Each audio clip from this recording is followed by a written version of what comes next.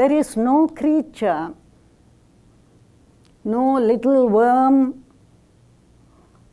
or plant, no human being who does not want to live unless the body has become too painful. Every creature, every person likes life. But is that all? I wonder. Because to live is to be aware. How many of us would like to live if we couldn't be aware? If the body lies as if dead, we cannot sense life around us. If we cannot know something more than we already do, which is all awareness, we cannot experience and learn through experience, would we care to live? Life means also to proceed in whatever way is possible, to allow what is potential within our own consciousness and being to express itself, to grow and expand through expression of the seed of perfection, we may call it, which is within every individual. Is life then, or the will to live, the desire to live, merely an unconscious participation in a bitter struggle to live? To fight with each other, as many creatures do, claim territory or supremacy and lose one's life or get hurt? Certainly not.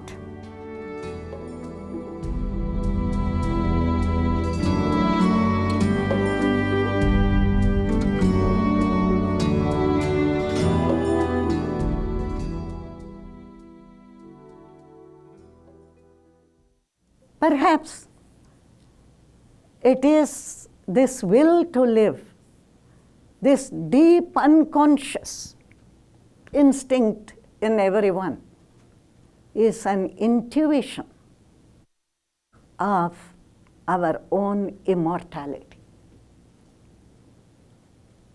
The immortality of what is real within ourselves. That perfection which is now in seed, but which will later bloom.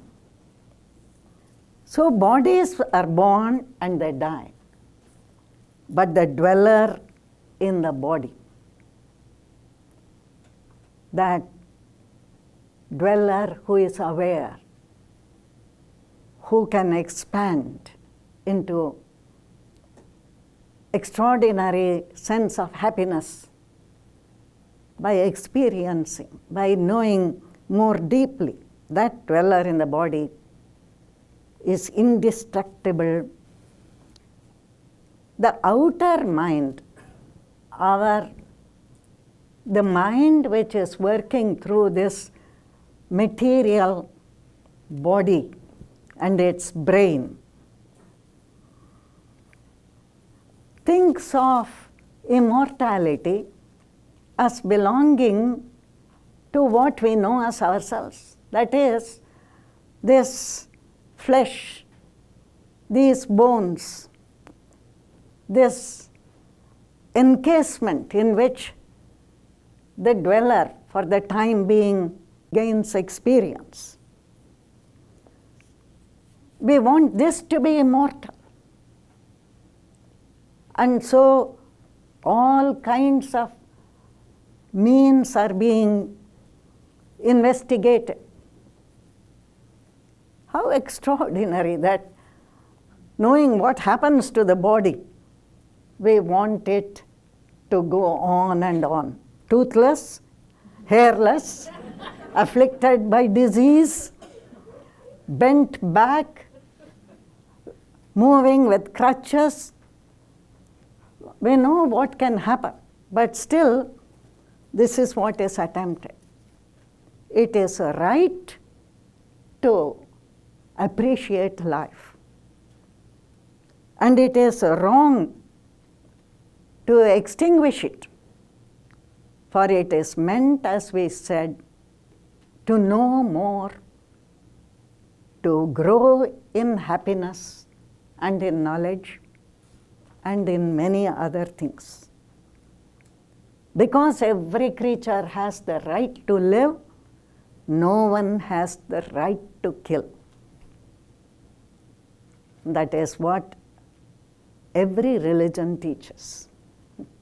The first of the Christian commandments is not to kill. Once someone asked the sage who lived in a small place called Tiruvannamalai in South India, Ramana, a wise man, how am I to come to realization? How am I to realize the self, truth? And Ramana replied and said, you are already realized. You have only to know it. Give up the idea that you are not realized, that you are suffering, that you are unwise. All the things that you think about yourself in connection with your life, which makes you ask the question, how am I to realize the truth? So perhaps we can begin that way, that if we think of ourselves in a variety of ways as mortal creatures, we may live in the field of mortality and not be aware of anything else. But if we begin to have an intuitive perception of our own eternal being, then we would be different.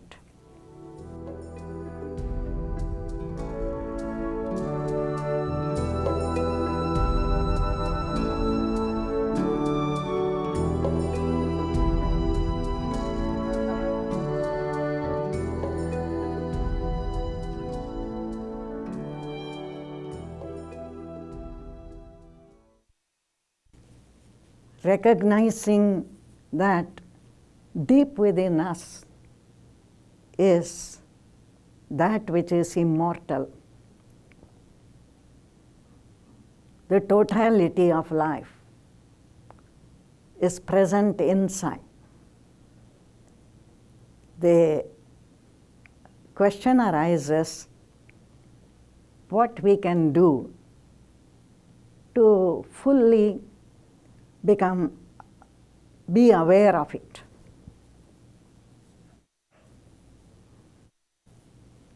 A story is told about the Lord Buddha, who it is said was staying in a potter's shed. When he was staying in the potter's shed, he found a young monk. And the Lord Buddha gave him a discourse, which is an illuminating one. And he said, the way to that which is undying and real is by not clinging to impermanent things. So, think carefully over what is impermanent and what is unchanging, real. Contemplate this. And then turn towards the eternal, the immortal and the infinite. Meditate upon it. But as you meditate, you will also then find subtly arising within your consciousness formulations about the immortal, about the infinite. They are not real. You may not even recognize that these are mental formulations. So, when you realize that, then you stop contemplating the impermanent and the eternal, the immortal. There is no thinking, no craving for immortality, no attachment to the transient. The mind is not tethered to anything. Then it may get assimilated to that which always is, and that is nirvana. And it is said that nirvana, which has often been equated with immortality, cannot be reached. No one can say, I will go to nirvana and get there. Nirvana literally means extinguishing all desires, cravings, lusts, even for the highest of things. But you cannot extinguish it. And therefore, the advice is given, stop feeding it with fuel. Then nirvana is, immortality is.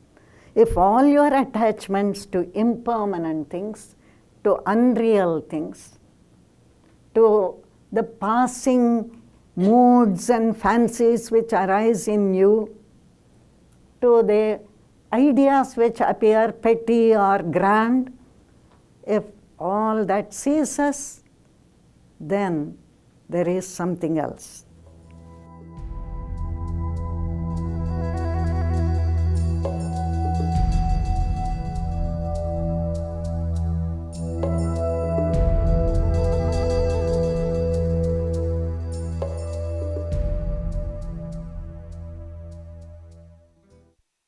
When you seek the things of the world, that means the fleeting, unreal things which come and go, and you are distracted trying to see whether this flower is better or that one, and running here and there, this is distraction. It is stress. When you do that, you are as if dead. Death then sweeps away that person, because, as we said, to live is to be aware, and to die is to be unaware. When we are plucking the flowers of worldliness, we are all dead, because we are so absorbed in this self-centered activity that we are not sensitive, we are not alert to the beauty of existence or its mystery. And therefore the Buddha said, mindfulness is the way to immortality. Mindfulness means being fully aware, alert, giving attention to everything that happens, both inside and outside. Responsiveness. The absence of mindfulness or attention is death.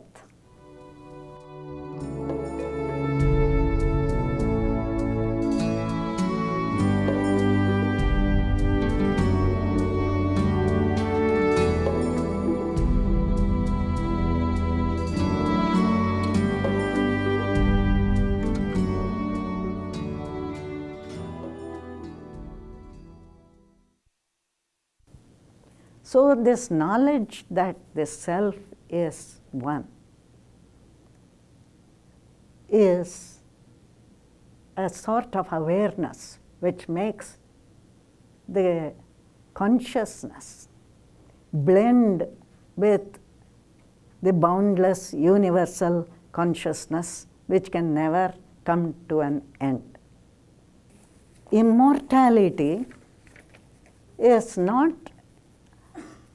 something which appertains to the world of form. Immortality is a state of consciousness which nothing can touch, which is unpolluted, invulnerable. And to come to that state of consciousness, it is necessary constantly to negate mindfully all attachment to impermanent things. The words of someone who is said to be immortal. In fact, the tale says that this immortal one took the body of a crow. What significance it has, you may try to guess. But this person was immortal. And he made a number of statements to show why nothing could afflict him, inwardly or outwardly. He was in a state of perfect health, morally, spiritually, and in every way. And no, death could not come near him. It says, because I have no sense of possession or attachment. When we do, the mind then gets clogged up with these images, which are all of passing things. My mind does not say, I've got this now, and I will reach to that in the future. In the minds, in the perceptions of all enlightened people, past, present, and future, exist simultaneously. That is what we are told. And one may wonder how, but mystics have had experience of that, of a now in which everything is. Then finally, this immortal, perhaps mythical being says, my mind neither praises nor condemns. It does not rejoice over pleasant things, nor does it grieve over the unpleasant. It just is. It watches. It is fully aware of all that happens in the shadow world. And being aware is to be happy. To be aware of the vast universe with its immense depths, the subtle realms of which we have no concept at all, is to be happy. And it is tranquil, free of illusion. and it is bliss. Immortality or nirvana is supreme bliss.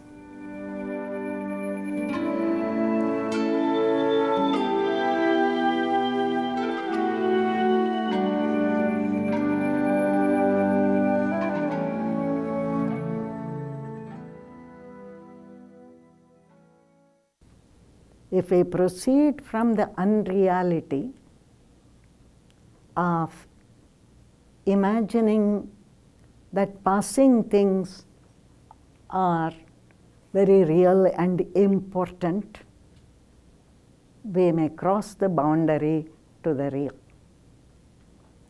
If we proceed from the darkness of imagining that everything is separate because this perishable body is separate, if we free ourselves of this illusion, we may find light, and thereby we go from mortality to immortality in our inner being.